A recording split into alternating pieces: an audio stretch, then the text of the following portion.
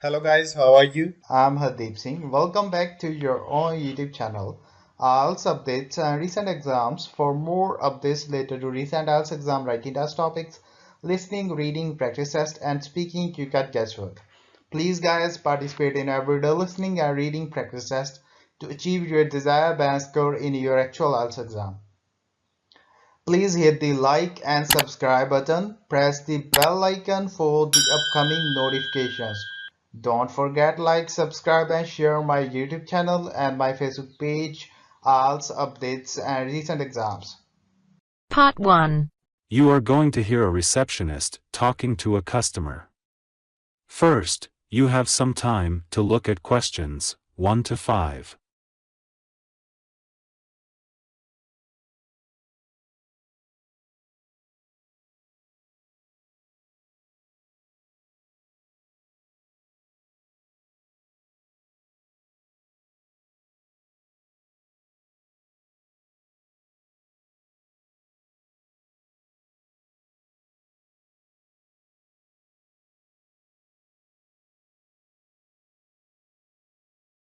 Hello, I'm here to check in.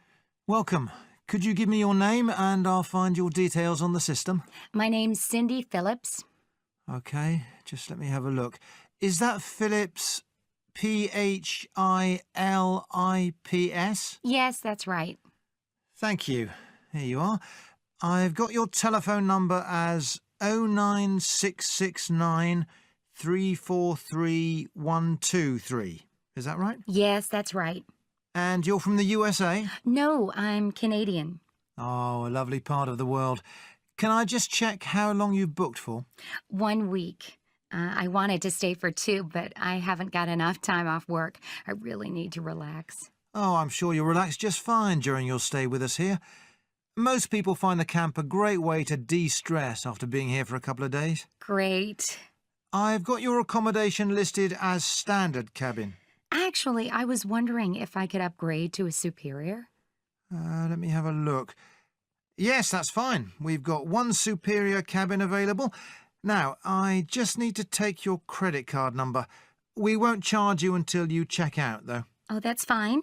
It's a Visa card number 4458-6974-2231. Let me read that back to you to check.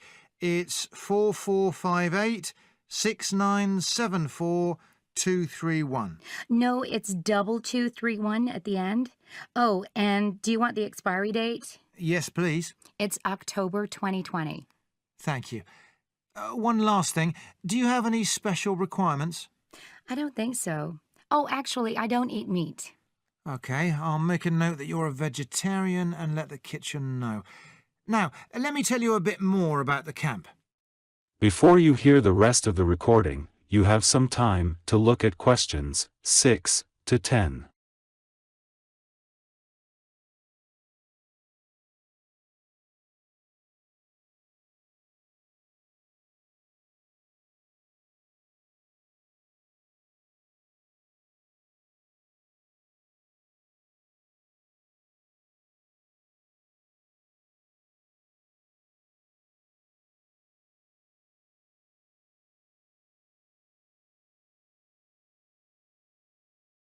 So, here's a map so you can see where everything is. I'll just talk you through it. So, obviously, we're here at the reception, and the reforestation project is surrounded by the camp. Adjacent to us here, we've got the main lodge. This is where all meals are served. Oh, what time is breakfast? Between 7 and 9. All the meal times are written on the back of the map. I should say that opposite reception is where the emergency point can be found. From here, just go up to the main circular path and you'll see it. That sounds confusing. Oh, don't worry, it's signposted, so it's easy to find. Right, at the top of the map, you can see the main path. It's this circular one. Just beyond this, right at the top here, is Turtle Bay. This is where our turtle watching trips take place. You'll see a small road opposite Turtle Bay. Halfway down this road is a picnic area, and at the end of that road is our spa. Oh, lovely. And how do I find my accommodation? Well, we're at reception now, so just go up until you reach the main circular path, turn right onto this path and follow it round. You'll go past a large viewing point on your left. Just carry on and you'll reach the standard cabins. The superior cabins are located just after them. It's not that far, only about 5 minutes to walk. Okay, I'm really looking forward to using the pool. Where can I find that? Easy, it's just behind reception, and it's open from 8 in the morning till 8 in the evening. Thanks. That is the end of part 1. You now have half a minute to check your answers.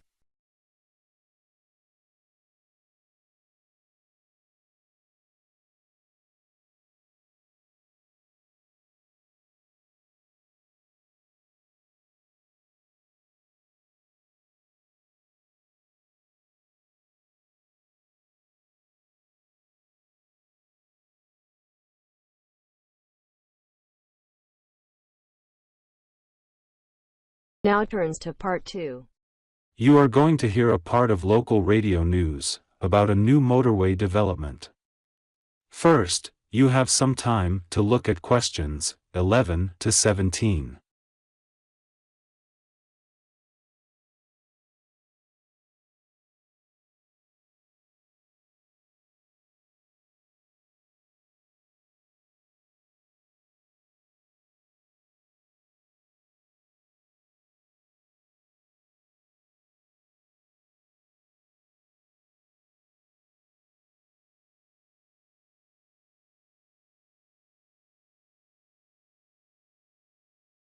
And now for our main headlines on Southern local news for today.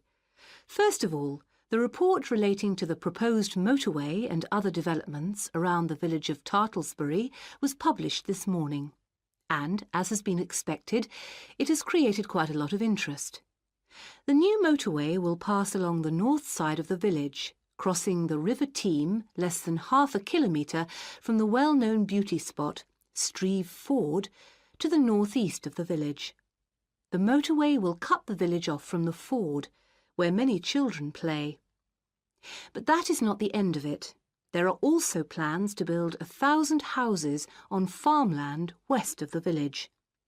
And on top of that, there are proposals to build an industrial estate for new technology companies on the site of the old steelworks on the edge of the village. A news centre with a swimming pool and a very wide range of sports facilities and a large supermarket with other shops are also planned next to the housing estate. Mr. Jones, a local farmer we spoke to early today, is strongly against the plans. But the local council is pushing for them to be adopted in full. They say that new housing is needed in the area and that it is an opportunity to take advantage of government grants for setting up new technology developments. The Mayor, Mr. Funn, says, "We must make every effort to do our part for the economy of the country and for the local people. This is a golden opportunity to put Tartlesbury on the map." Reactions to Mr. Funn's comments have been quick to come. Surprisingly, when we contacted the spokesman of the local conservation group, he was very much for the planned developments. But not all the local groups support the scheme. And, unlike the Mayor, the local MP, Mrs. Wright, is very much against the planned developments. Mr. Khan, a local shopkeeper, had this to say: "People are absolutely horrified at what is being proposed here. This is just a chance for some people to make money quickly. But I can assure you that if they think that local people are going to be a walkover, they have another think coming. Of course, we welcome the jobs that the new technology park will bring, but we feel that the large increase in housing and the proposed motorway will destroy the character of the area." I think this is a debate that is going to run on for quite some time, and we here on Local News will keep you informed. Before you hear the rest of the recording, you have some time to look at questions 18 to 20.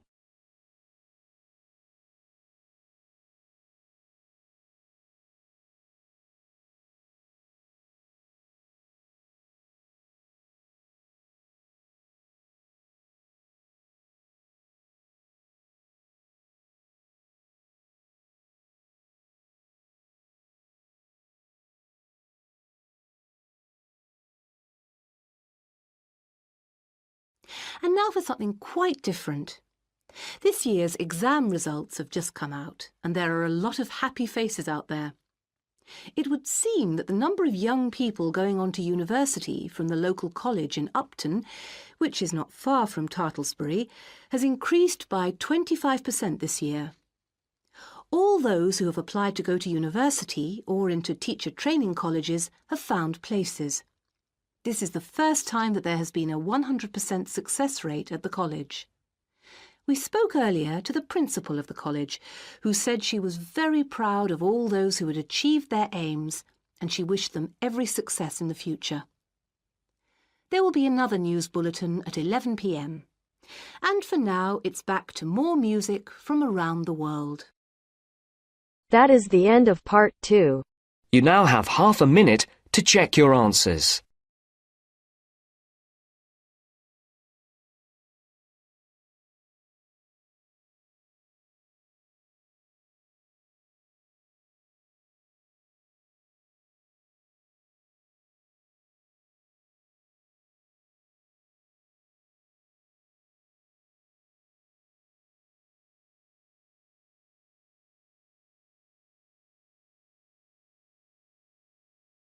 Now turns to part 3.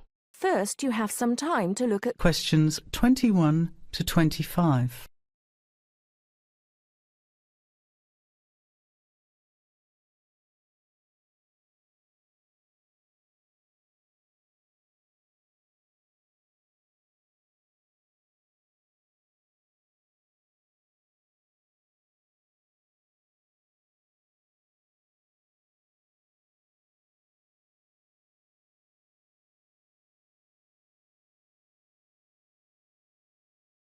Well, I think the marketing of food would be a good topic.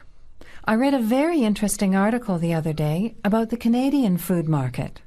I suppose everybody's interested in food, even if it's trying not to eat. Why Canada? I know that's where you come from, but isn't it just all North America, really? No, that's why I thought this article was interesting. Although lots of U.S. companies are well established in Canada, and vice versa, there are still subtle differences between the two markets. It says here, the Canadian market is definitely not a northern clone of the U.S. I like that. And it says that if you understand these differences, it can have a big impact on successful food marketing. So I know that Canada has a big French-speaking population in Quebec. Is this what they're referring to? Not only French and English speakers, there are many different ethnic groups in Canada. It's really quite multicultural. For example, Toronto has large Asian and Italian populations, and Vancouver's got a large Asian population too. And because Canada's population is small, these groups make quite an impact, introducing new styles of cooking. So you can see lots of unfamiliar vegetables and things in the markets, and new restaurants are opening every day. It's great if you love trying out new foods, as many people do. Which kinds of food are becoming popular? Well, some Asian food, I'd say, has been popular for quite a while, like Chinese. But now, Southeast Asian restaurants are becoming very fashionable. Then there's Mediterranean, of course, such as Greek, Italian, and so on. But Caribbean and Mexican food is really taking off among young people these days. So are the supermarkets starting to stock the ingredients that are needed to prepare these foods at home? You know, all those unusual condiments and sauces. Yes, that's right. It's quite interesting going to the supermarket, isn't it? And noticing how they're introducing sections for foods of different nationalities. You can buy quite exotic products locally these days.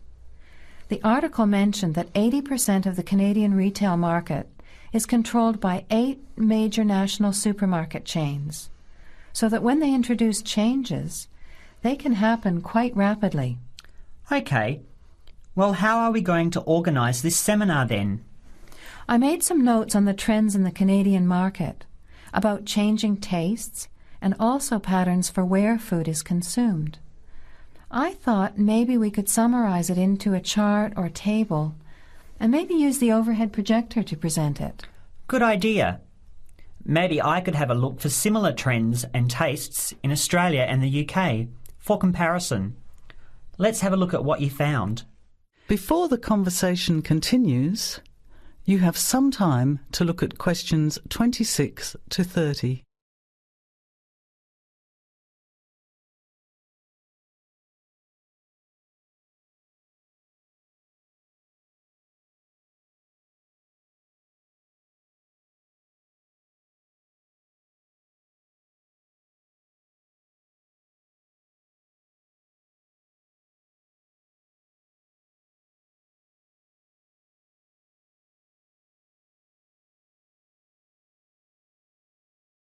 Now, answer questions 26 to 30. The most significant trend, it seemed to me, was that Canadians are definitely interested in healthy food. For example, did you know that salads are the third most commonly eaten food in Canadian restaurants? Really? What about organic food then? Is that becoming more popular? Yes, it's definitely moving into the mainstream compared to a few years ago. And a recent survey showed that 4 out of 5 shoppers said that they check the fat and nutritional information on the packet when they're deciding what to buy. What other trends did you find out? There's one change I noticed straight away when I was home last year, in the meat department. You know, here the meat packaging says rump steak or 4-quarter chops and so on. Well, they discovered that most consumers these days didn't know what to do with these roasts and rounds and ribs. So the government approved a new naming system for cuts of meat, which is related to the required cooking technique. What a good idea. I've never really understood the difference between sirloin, rump, round and all those names. So how many new categories are there? 8. There are 3 kinds of steak: for grilling, for marinating, and for simmering. And then there's what they call quick-serve beef, for stir-fries, I suppose. And premium oven roast, pot roast, and stewing beef. It's a great idea, isn't it? I hope it catches on here. I agree. Any other trends that you thought were significant? Well, what's really interesting is what the article called mobile meals. In other words, more and more Canadians are eating meals away from home, but not just eating more junk food. They're projecting a 40% increase in snack food sales over the next 3 years, and the growth is coming from healthy snacks. You know, the ones that have less cholesterol and fat, such as muesli bars, health food bars, and those types of products. Apparently, in the food marketing jargon, they're called nutritious portable foods, which means healthy snacks. The other major trend is that young people are doing more of the food shopping these days, so marketing has to be aimed more at them, as well as more conventionally at the mother. Thanks, Evelyn. I think we'll have an interesting discussion about these trends and the comparisons with other English-speaking countries. I'll see if I can get some information about them to compare with yours, and meet you on Friday to put it together. See you then. Bye. That is the end of part 3. You now have half a minute to check your answers.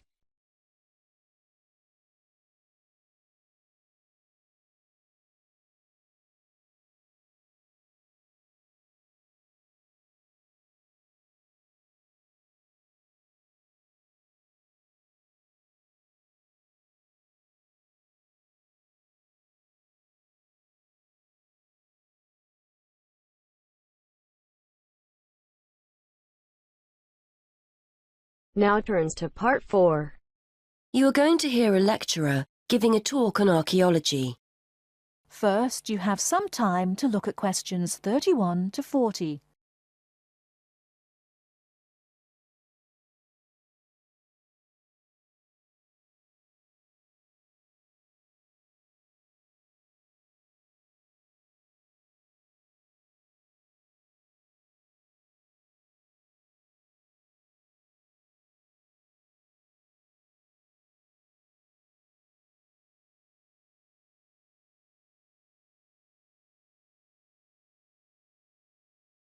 Now listen carefully and answer questions 31 to 40.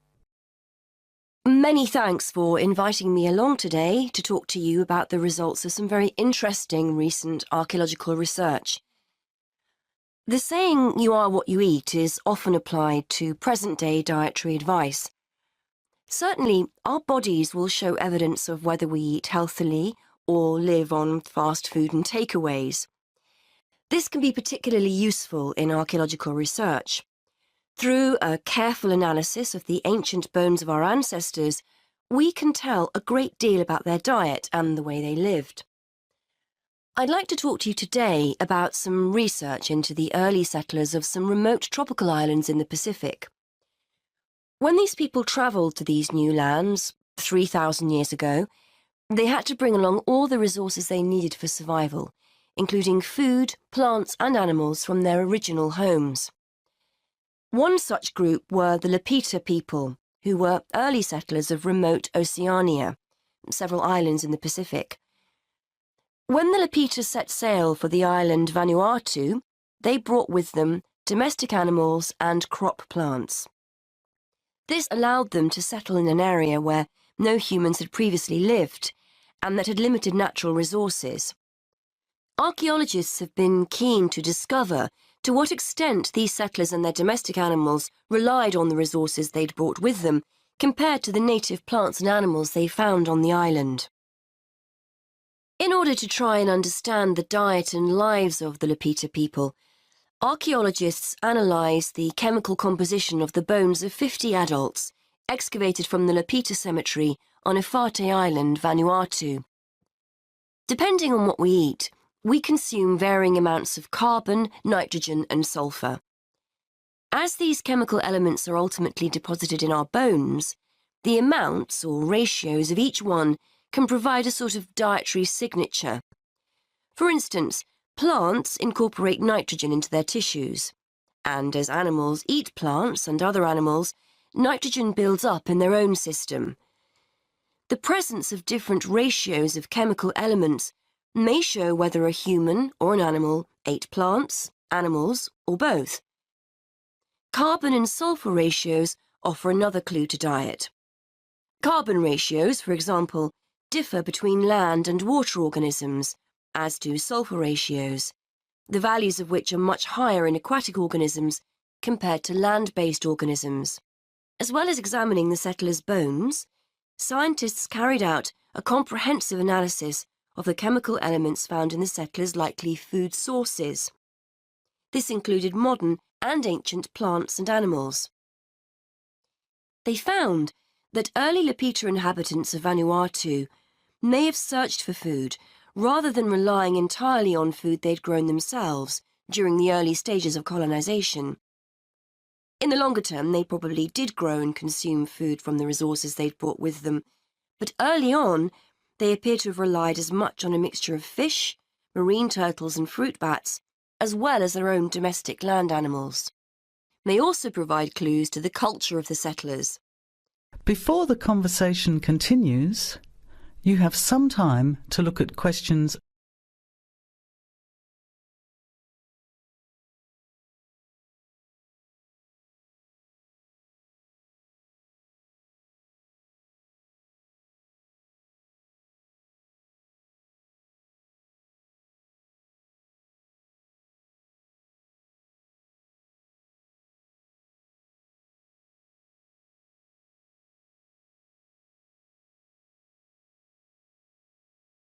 For one thing, males had much higher nitrogen levels compared to females, which indicates greater access to meat. This difference in food consumption may support the hypothesis that Lapita societies were ranked in some way, or it may suggest dietary differences associated with the work people were involved in. Additionally, the archaeologists analysed ancient pig and chicken bones and found that carbon levels in the settlers' domestic animals indicated that they were eating a diet mainly of plants. However, their nitrogen levels indicate that they may also have roamed freely, eating foods such as insects. This would have allowed the Lapita people to keep food resources that were in short supply for themselves, rather than feeding them to their domestic animals. That is the end of part 4. You now have half a minute to check your answers. So guys, don't forget like, subscribe and share my YouTube channel and my Facebook page, IELTS updates and recent exams. For more updates related to recent IELTS exam writing test topics, listening, reading, practice test and speaking, you cut guesswork. Please guys, participate in everyday new IELTS listening and reading practice tests to achieve your desired band score in your actual IELTS exam. For more IELTS material, visit my official website www.ieltsupdatesandrecentexams.com. The link is given below in the description. If you need PDF files of latest IELTS material, then please join my Telegram channel. So guys, please write your score below the comment section.